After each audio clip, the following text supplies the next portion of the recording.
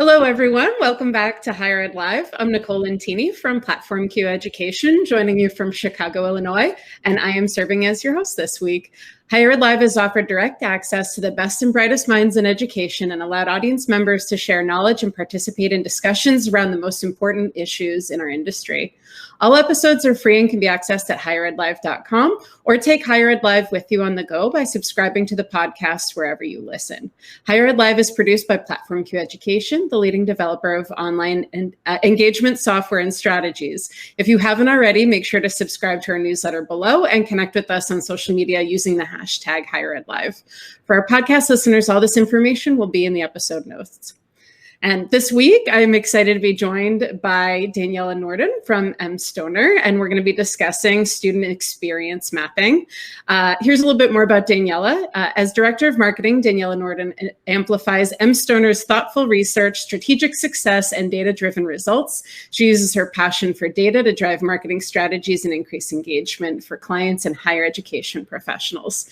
Daniela brings more than a decade of experience with digital engagement, social media marketing, online fundraising, and digital marketing to mStoner. And prior to joining the mStoner team, she helped nonprofits like the Girl Scouts find their audience in the right platforms and the right times. She spent nearly 7 years as part of the marketing and communications team at Skidmore College, where she built the social media strategy from the ground up and found creative ways to share student stories.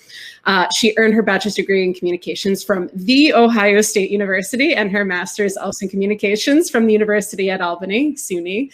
You can hear her broadcast on Ladies 80s every Tuesday night from Skidmore College radio station on 91.1 WSPN. I don't know when she has the time for all of that, but it's amazing. And fun fact, we were previously colleagues at mStoner, so I'm excited to be chatting with you today, Daniela. I'm excited to be here. Can I just say how nice it was to hear that Higher Ed Live intro? You know, it's good to see Higher Ed Live back in. I'm excited to be part of the first sort of inaugural back to Higher Ed Live season. So thank you for having me. And I'm just excited to see you because as Nicole mentioned, we used to work together. So it's nice to be reunited. Yes, it definitely is. And that's true. We both actually are prior Higher Ed Live alumna. So great to be back on again. So you never get away for those of you who are trying. You can't escape. Right back in. Yeah, exactly. So we are talking about experience mapping today. And let's start with the basics. For any folks who aren't familiar with what experience mapping is, what exactly is an experience map? Yeah, so I actually like to give two definitions. There's a formal definition that we use, and I'll just start there. Really, it's experience mapping is the strategic process of capturing and communicating complex customer interactions. And a part of me knows what all of those words mean individually, but when you string them all together, it's a lot to digest. So I always like to say, okay, really what it is figuring out what goes into a complex decision-making process. Mm-hmm. And honestly, the best way to do this is to sort of just visualize it for, our favorite sort of complex decision, which is applying or choosing a college and ultimately choosing to invest in a college too, because I know I don't have to tell a former admissions officer that financial aid and affording college is a very real decision that you have to go through. So really we're looking at the thoughts, the feelings, the actions that these students experience during this journey of choosing to apply to college, choosing to attend a college, and choosing to afford college. So that's sort of the formal and informal definition. I put a sort of Daniela and mStoner spin on this because that's what I do. And to me, it's almost like, more importantly, what we're trying to do is anticipate what resources and content these students will need during this journey. Does that make sense? It absolutely does. Yeah. And it's so true because, it's such a complicated decision. There are so many bits and pieces that are coming into play. It's the emotional side. It's the logistical side of, do they have my major? All the things that the boxes that it needs to check. But we always in admissions talk about this gut feeling that somebody gets, right? And that's hard to kind of measure meaningfully. And I think that's what I found exciting when I first learned about experience maps, is it's getting really meaningfully to that kind of gut piece that's hard to measure.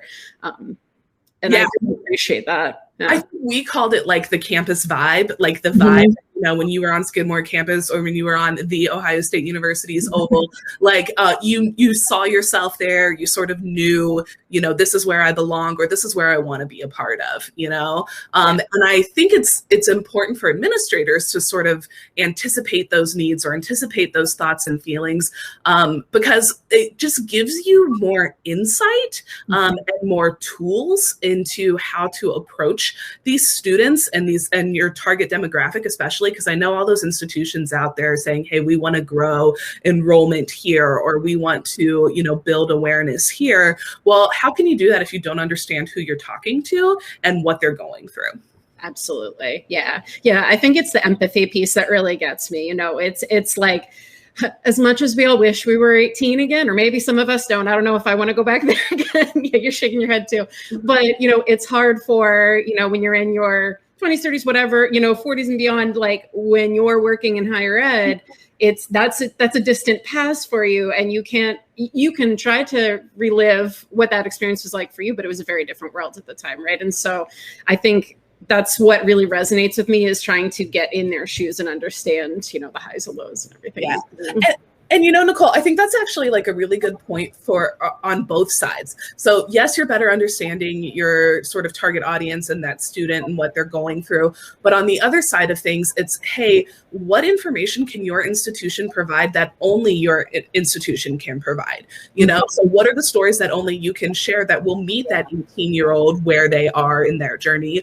Or like, how is financial aid better at your institution? Or what careers have your alumni gone to that really resonate with, you know, that student where they are? So I think sometimes we tend to forget that this is also an opportunity to sort of show off and curate the right content, and partner with the right partners on campus to make sure that those resources are being provided to those students. Yeah, absolutely. Yeah. And I mean, I don't want to get too ahead of like some of the other things that we want to talk about today, but I know that folks who have done an experience map, it's become a really great tool for them to sort of point, you know, when they work with other campus stakeholders and folks like that, to say, you know, this is who we're trying to talk about and trying to address the needs of. And, you know, if it doesn't meet their needs, if it doesn't fall somewhere on this map, then we need to have a bigger conversation about if it's necessary and if it's vital conversation. So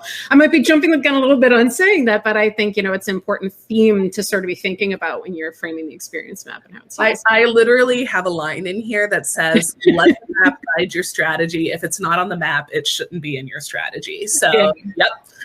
Let that be today's takeaway lesson. Yeah, absolutely. Yeah. We still got a lot more to cover, but, you know, that should be the ultimate takeaway in the grand scheme of things. Yeah.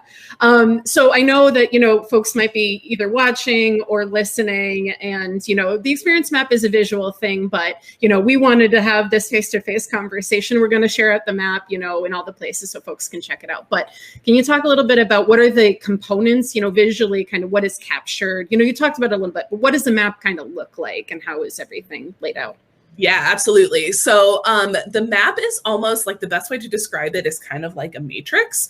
And across the top, we have 4 phases, and they're really the most common phases of a decision-making process. So phase 1 is understand and explore. This is really your information gathering phase.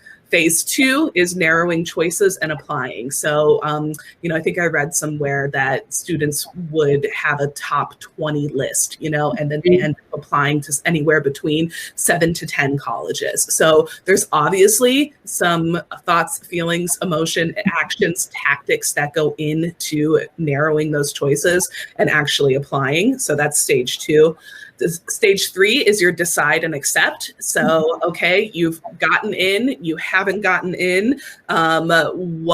What goes into accepting and making the decision to accept an offer from an institution? And a lot of times that's, you know, brass tacks like financial aid, but a lot of times it's that campus vibe or that feeling that we talked about too. So it goes beyond, sort of the obvious things that we tend to think about. And then the last phase is commit and transition. And that's really, hey, how do you feel about leaving home?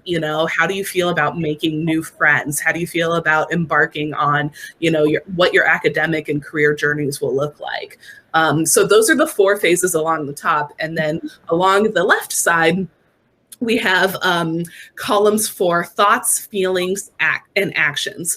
And really, we map that out in those 4 phases. What are the common, and I guess I should say common because we do tend to find patterns and trends, but we're not necessarily, throwing out the outliers either, because I think that a lot of times when we go through this mapping exercise, there'll be some unexpected results, and you shouldn't ignore that.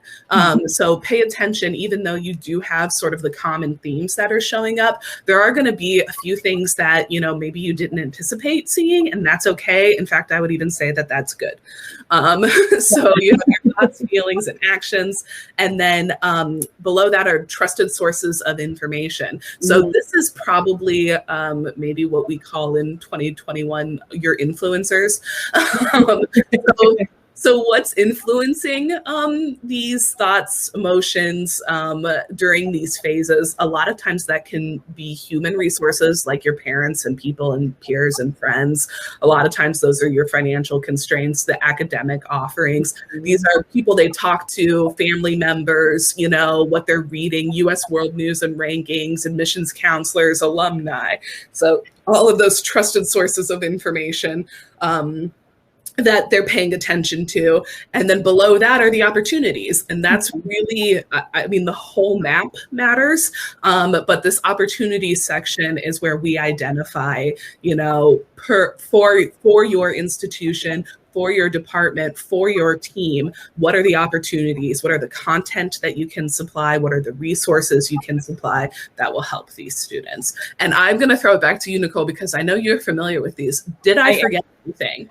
No, I don't. The only thing I would add that I thought was cool about the visual component of it is this, and maybe this was specific to the way that M. Stoner designed it, but I think this is a cool visual design that, folks might take back themselves, is a quick sense of with the feelings section of red if it was a negative feeling and green if it's a positive feeling. And I think that was helpful because, every single one of these stages, there's optimism and there's frustration, or there's always a balance there. And I think knowing what excites folks or is a positive emotion tied to that phase or that experience was just as important as identifying the negative ones. So ultimately, the negative ones are probably going to hurt you more, so you want to be aware of that and make sure your opportunities address those. But at the same time, if you know that there's a lot of energy around, oh my gosh, I'm so excited to find out what residence hall I'm in, then there's a really good opportunity to capitalize on that too. So I appreciated that was,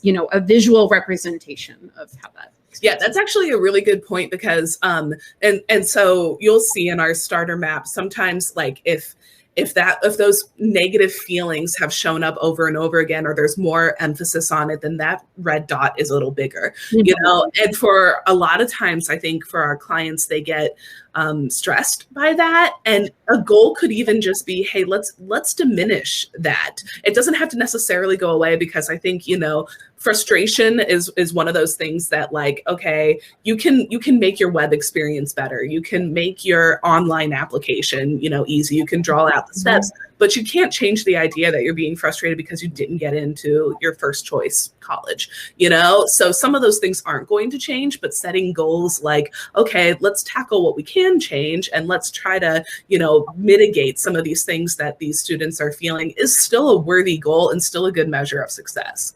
Absolutely. Yeah. Yeah.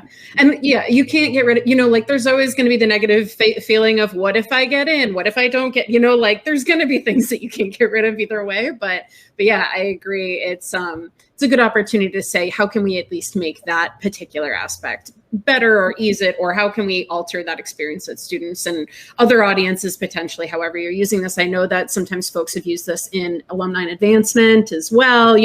There's a lot of decision-making processes. We're talking about the admissions application of it and the enrollment application of it because that's the world that we both kind of worked within for so long. But I think it's important to mention that it can be used in other instances too. Oh yeah, actually, it's really good that you mentioned advancement, because if you are trying to make this huge, capital campaign gift or legacy planning, there are a lot of thoughts and emotions that go into something like that. So I do think it's applicable to really any complex decision making. Yeah, good point. Yeah. Well, and we've kind of started to go in this direction, but I wanted to get into like why is this so helpful? Why is this a tool that we're talking about today? We're recommending to higher ed, and I think we've covered some of it. It's very clearly an opportunity to have empathy for your audience that you're talking about. But is there anything else that we haven't talked about that's a benefit to doing this kind of work and having a map? Yeah, absolutely. I think so. The empathy may be the one that I think we all sort of place the most value on, because I don't want to undersell or undervalue its importance. We have such a diverse array of students applying, and with different backgrounds and different stories, and those are the students that you want. So the more that you better understand them and you can meet their needs, I think the better off most institutions are. But I also think it's a really valuable tool to capture and identify gaps and opportunities. Mm-hmm. So there's, if you're, and we'll sort of get into how you can build an experience map. But if you're talking to students, I was talking to a former client earlier today, and she said, one of the things we found out was that every student had in common before they applied to our institution was that they had a really good conversation with an alum. And our alumni services had no idea, and was so frustrated every time admissions asked for alumni names or alumni interviewers or alumni sources. And being able to see that on the map that said, hey, literally everybody we interviewed had a conversation with an alum, all of a sudden that alumni relations person was like, oh my God, this actually really is an important thing that I need to do for our admissions team that is tied to a measurable result. So sometimes you hear those anecdotes, and until you kind of see them plotted out, you'll have no idea what gaps and opportunities you're missing. Yeah, that's so true. Yeah. And, I know that M. Stoner can serve as a sort of consultant, in this world, but, there's, I think both of us coming from higher ed and now working for strategic partners, on the higher ed side, we understand that sometimes it can be frustrating because you as a counselor or as a marketing professional might know a thing, but you saying it versus an outside entity saying it, can have a different impact. And I think the cool thing about these maps is that, you, like to your point, you have data to back up to say like, no, this is important. It's not just me saying this. It is, we have stories, we have anecdotes, we have data to point to. This is something that keeps recurring in this process. Yeah. And there are two things that I would actually like attach to that. The first is that like now you've got alignment, in at least your communications and marketing team, but probably with your admissions department, maybe with your alumni relations. But now you have alignment on this sort of shared frame of reference. You have this visual map, you have the data that backs it up, and it's sort of indisputable, And so now everybody is on the same page, which, as we know, hardly ever happens. But you have presented this, you have a frame of reference, and you can go back to the map and say, is that on the map? And then the other thing I would say to that is after you're building on that shared frame of reference, it helps you set these priorities and really focus your efforts. So for that alumni relations, officer, it suddenly became a priority and a focus to provide these alumni names for the admissions, and this is why. So I think to go back to that, the map should guide your strategy. And if it's not on the map, then it shouldn't be in your strategy. Like that having this sort of physical, like tangible thing that you can share with your audiences, it's invaluable. Absolutely. Yeah. And I have to share an anecdote because it always stuck with me. And so, Lindsay, if you're watching, you know, this is a shout out to you, but I always loved the story of one of the clients at M. Stoner who had us do an experience map for them when I was still in the team, that she blew it up and put it on the wall behind her in her office, pre-COVID era, obviously, so that if somebody came in and argued for, we want to put this on the web, we want to do this, we want to do that, she would say, tell me where it is on the map, and if you can point to where it fits into this student experience map, then I will put it on the website or whatever. And it's true, it's sort of this central documented kind of agreed upon thing that everybody says, okay, this is sort of what holds truth of our experience for our audience. Yeah, it's so true. And I love that story because I feel like that's a thing I would have done. Like, yeah. and people would have been like, what is this thing? And then I could launch into, you know, an entire 30-minute web episode as to what it was and why it was important. So yeah. Exactly. Yeah. And that's, you know, when I learned about it, I went, my gosh, I wish I had this in my admissions days, because even if it's not, you know, no matter what you're using it for, whether it's, you know, informing a website redesign or informing a microsite or informing, you know, just updating your strategy, you know, there's so many applicable uses of this tool. It doesn't have to fit one particular thing. It can just help you, you know, if you sit there in the admissions team and say, you know, we're missing this particular audience, you know, like we had a point in time, we had at the institution I worked at, we had the opposite problem where most institutions have a hard time getting enough men to enroll. We had the opposite. You know, we had challenge with having female identified students, you know, in the enrollment numbers at the end. It always was a kind of shifted balance. And so I think it would have been so helpful to have something like this. And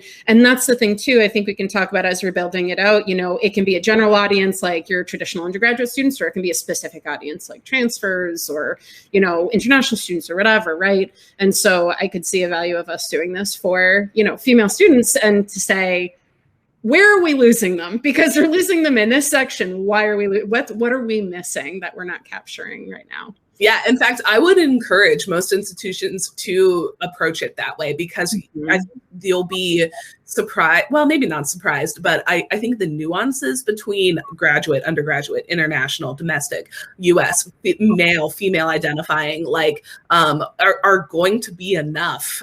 You're going to have enough content and enough opportunities to make some decisions based on that. So I actually think that's a really important distinction, and you should do it with all of those audiences. Yeah, definitely. And I know the one that you want to share with folks, it's kind of a starter map, and it's a general one to traditional, I believe, traditional undergraduate students. Yeah. So it can serve as a starting point for folks to understand how an experience map might work. But convenient transition into my next question. I want to ask, you know, if an institution were to want to build their experience map, how do they go about doing that? Yeah, well, so I actually thought about this because I was like, okay, well, my first answer is you want to call Daniela and you want to talk about your prospective audiences, and we'll book a time to know. But I actually think, so yes, you should do that. I'm not going to tell you not to, and you know, we'll share the information. But I do think that it's worth sort of doing this on a smaller scale if you can. And I would encourage you, yes, you know, your agency partners can come in and really do your primary, secondary audiences. They can tell you what to look out for. They can map out these journeys, and you will have this beautiful map, you know, as a final sort of finishing piece here.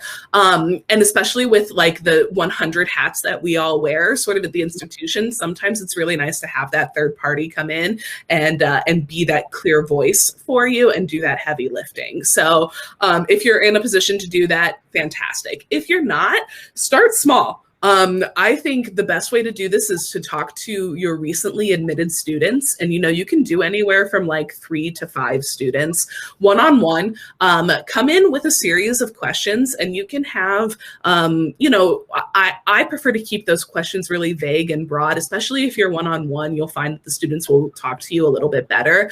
You're going to try not to lead them. I think sometimes, you know, you're going to have to lead them. So just be prepared for that. But some questions can be like, you know, take me back to the very beginning of your college search process. When did you start looking at colleges? Why did you start looking at colleges? How did you get that information? And like, what were your pain points during this journey? And really sit and listen to what they say. Record the conversation, ask them for permission, of course, but record the conversation and see, you know, what the answers are. And I recommend going along the phases at the top that we talked about. So, you know, those questions that I just gave, like back to the beginning, those really apply to the phase one where you're gathering information. Then you can move on to phase two. Hey, what drew you specifically to choosing, you know, this institution? What other institutions, what other colleges and universities were you considering? Why were you considering them? You know, were they close to home? Was the academic program that you wanted there, is your mom an alumna? You know, those type of things surprisingly, or maybe not surprisingly, make a difference. Mm-hmm. And then, you know, ask them to walk you through the application process. You know, what were the actual steps? Did they have to print out anything? Which, you know, still, was it a common app? You know, like, where did they find it? Was it just a button that they had to print? And, you know, really dig into what were the stressors, what were the influencers, how did they finally make that decision to decide, and really talk about, hey, how did you feel during this? What were the steps you took? So those are your thoughts, those are your emotions, the actions, you know, and like, what was different, what was new, you know, trying to get them to really digest and articulate what they were going through. So that's the first step. The next step, I think, you know, what we do here is we'll review all of the transcripts from those conversations for each of those primary audiences. We highlight key takeaways that fall into this different buckets, you know, whether they're thoughts, the feelings, the actions, the trusted sources of information. I think what is usually interesting here is we'll have those outliers that we're not really quite sure where they fit. You know, so collaborate with your team and say, hey, I think this goes here, or this doesn't go here, or would you put this here, or I can't find a place for this. What does that mean? You know, is it worth, you know, pulling that out, or really thinking about what that means in the grand scheme of this mapping. And then we separate out those insights by the stage, and whether or not they're a thought, they're a feeling, they're an action. And then we document them visually. So, you know, there's an aggregator is probably like the best way to look at it. You know, you start putting in your buckets, it's collaborating. When we were doing these in person, it was Post-it notes and different color Post-it notes that you sort of stuck on things. You can do it in a Google Sheet, you know, for all of us who are working sort of remotely, or hop on a Zoom and do a live session, you know, and collaborate that way. I think we're all sort of missing that, you know, human touch there. And then once they're documented visually, then you have this map that you can share with your stakeholders and say, hey, this is how we did this. This is straight from, you know, our students' mouth, and this gives you an idea of what they're experiencing. Absolutely. Yeah. Yeah. And it's true. I loved seeing the pictures of these workshops happening in person, because I think, you know, just the colors of the Post-it notes and everybody collaborating with each other and moving around. But it's pretty cool to see that, yeah, even in a remote environment, there's still opportunity, there's tools, there's, I think Murally or something like that was a tool that was used. So, you know, there are definitely collaborative tools out there that can help you kind of still build it visually. And then if you have a wonderful designer on the team that wants to turn it into, you know, something that you can put up on your wall or wherever it needs to go or distribute it, then you have the ability to do that, which is awesome.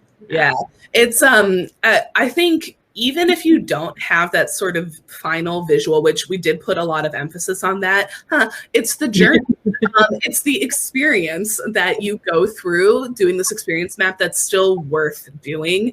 I don't know if those institutions out there are, you know, communicating and talking and doing focus group with their students, but it's invaluable to sort of hear, you know, their thoughts and their experiences anyway. So I encourage folks to do that anyway. And even if your experience map doesn't look, you know, the way that our starter map will look like, make it your own. And it's really just about understanding, you know, what you can do and putting that focus on your audience and your user first, so that you can really make this a seamless and natural experience for them when they're interacting with your institution. Absolutely. Yeah. And it's funny, I was just thinking about, as we were talking, you know, there's like, a lot of folks will do like user testing and stuff on, or focus groups, right? And I think that those have their place in this world, but I want to make sure folks understand that this is different than that, because it is, I think, you kind of almost alluded to it in a way when you're talking through the way that you're asking questions. It's not necessarily getting them to do a specific task and going from A to B, like you might focus on in user testing, right? Or like focus groups, it tends to be feedback on a very specific, design or something like that, right? And I think this is different because it is getting at this journey, the whole purpose of it. And it's a different approach than folks maybe have done before.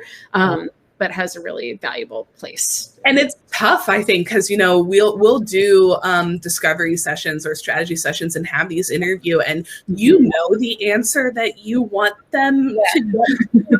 And it's like checking your biases and making sure that like you're not leading them and getting them there. So focusing on open-ended questions and just getting them to sort of talk about it and taking the answer for what it is. Not saying, okay, well, like instead of picking that thing and saying, is this what happened? Hey, can you just like dive deeper into that one thing? I heard this. Tell me more about that. It's an exercise in patience. I'll be honest, but it's worth it, and it's cool to hear these stories. Absolutely, yeah. Are there any I know it's hard because I know you don't necessarily do this work with the clients at M. Stoner, but any surprises that you've heard about from the team that were surfaced in any of this work? Oh gosh, that's a really, really good question. I'm going to put you on the spot there. I feel like maybe you may know of one more than I do. Go ahead. I was going to say, I have one I know that I heard that I can share. And if there's any others you want, you can throw it out there as well. But I know that, what's that? Let me think about it while you share yours. Yeah. Yeah, well, one of the ones that stuck out with me was there was an institution that when they did this work, they actually discovered that there was an issue with their financial aid packaging, that it wasn't the timing. I can't remember the specifics of it, but the timing of when the package would go out actually was causing them to lose their best fit students. And it's funny because, I think in higher ed, we're forward thinking, but we can also be a little slow to change our processes sometimes. I don't think I'm hurting anyone's feelings in saying that necessarily. Some institutions can move a little bit more quickly than others, but it takes some time to change processes and to change, the way that we do things. And I think something like that can be something that is just, that's when it's done. That's the timing that happens. But if you can identify, no, this is actually something that has caused us to lose students, it can help you to make the case to say, okay, let's think about how we can approach this a little bit differently than how we've always done it. Yeah, that's huge. I mean, I think the thing that comes to mind for me is hearing sometimes the team will talk about how many people didn't think about the user at all. So you mentioned our friend Lindsay, who printed out the map, and she ended up going to one of her campuses and actually doing a workshop herself with one of the campuses over, I can't even remember where it is, somewhere in Europe, and I apologize, but yeah. And like everybody in the room being like, oh yeah, wait, because I think we're so internally departmentally focused and saying, hey, well, we can get that financial aid package out by that time because that works best for our schedule. But what are we doing if we're losing these best fit students? So I think sometimes the biggest sort of shock comes from, oh yeah, we're here about them. We're here for these students or these alumni, and we're better served when we ask them these questions and think about what this looks like. Because sometimes I think we just get so caught up in our checklists and doing the work that we do and doing it well, we forget who we're doing it for. It's so true. It's so true. Yeah. As much as we're all in higher ed ultimately to serve students and help students, of all ages and backgrounds and everything, it can be easy to lose certain constituents, certain students in the process, and I think this is such a good opportunity where I'll always think back, I had a colleague who worked with our transfer students at every single meeting. She'd say, what is this experience like for transfer students? Mm-hmm. And I think that that's what's the beauty of being able to do this work for specific audiences is, okay, how different is that experience for that transfer student, for that international student, for that non-traditional, adult student, whoever you want to focus on, it's going to make an impact to help you make sure that their voice is in the room when you're making decisions. Absolutely. Yeah, absolutely. Yep. Awesome. So we talked about how folks can build their own. Of course, I want to let you kind of, share the fact that mStoner does this work. And so, I guess if folks don't have the internal resources to be able to do this work, who should they reach out to, whether yourself or others? Yes. I'm serving in an interim business development capacity. Wink, wink, nudge, nudge right now. So if anybody does have questions about business development opportunities and growth and partnering with mStoner, feel free to reach out to me. You can find me on Twitter. I'm at Daniela Norden, or you can email me, daniela.norden@mstoner.com. If you go to mstoner.com too, you'll find some information about webinars on experience mapping, and I think we'll share out that link too, along with our starter experience map. And then we can also conduct remote workshops for experience mapping as well too. And so we've got a link that I can share as well, so that you can sign up directly, and that goes to me, and you can expect an email or a call. Perfect. Awesome. And before we wrap up today, Danielle, anything we missed, anything else that we should share about this kind of work, these kinds of... My goodness, that's the question that I always ask, and I never anticipate it being asked. I would say that this really, it lays a strong foundation for a lot of what mStoner sort of our ethos is, that the user comes first, and that really extends. You'll see that in our strategy and our design phases, in our digital marketing, where it goes through. But there are other opportunities too. So understanding your personas is another great way that experience maps can sort of play in. Doing that user testing if you're looking for that quantitative, research. But I think that the key takeaway I would say here is to invest in your users and to really understand that audience, because that's probably what's going to help you the most, whether it's watching, a webcast or partnering with an agency. The more you understand who you're talking to and how you can meet their needs, the better off you'll be. Awesome. Well, that's a fabulous thought to end on. And I know, like you said, folks can reach out to you if they have questions about mapping, even if they just want to talk through it. I know that you're a great resource. I'm biased, but a great resource to get to chat with and talk through any challenges. So I encourage folks to reach out to you. So thank you again for your time, Daniela, and joining me today. Thank you. It was fun to do this. It was good to be back in the seat, Yes. Yeah, feeling the heat. Yes, yeah, exactly.